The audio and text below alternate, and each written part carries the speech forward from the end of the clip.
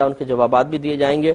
بہن نے فرمایا تھا کہ سلام کا بعض اوقات کسی نے السلام علیکم لکھ کر میسج کیا یا میل کی اور ہم جواب میں صرف لکھ دیتے ہیں سلام، تو اس پر ایک اعتراض ہوتا ہے کہ جی جواب میں صرف سلام لکھنا صحیح نہیں ہے بلکہ پورا وعلیکم السلام کہنا چاہیے، کیا یہ صحیح ہے؟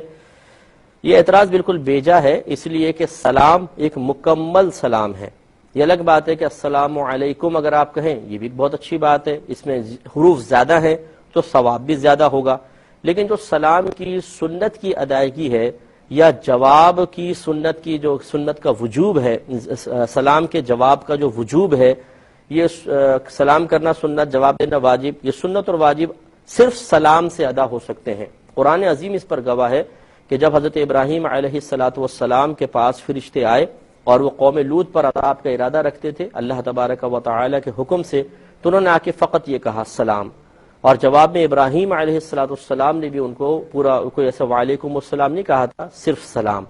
یہ قرآن سے ثابت ہے۔ تو اسی طرح نبی کریم صلی اللہ علیہ وسلم نے ارشاد فرمایا کہ جنت میں جنتی لفظ سلام سے سلام کریں گے، تو اس میں کوئی حرج نہیں ہے۔ اس پر اعتراض وہی کرے گا کہ جس بیچارے کو زیادہ معلومات نہیں ہے اور وہ تھوڑی سی معلومات حاصل کرنے کے بعد اور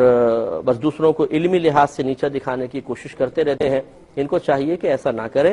علم بہت وسیع چیز ہے اور معلومات ہزار ہاں ہیں، چند چیزوں کی معلومات حاصل کرنے کے بعد یہ سمجھنا کہ یہ کل ہے، اس کے علاوہ کچھ بھی نہیں ہے، غلطی وہی کرتا ہے۔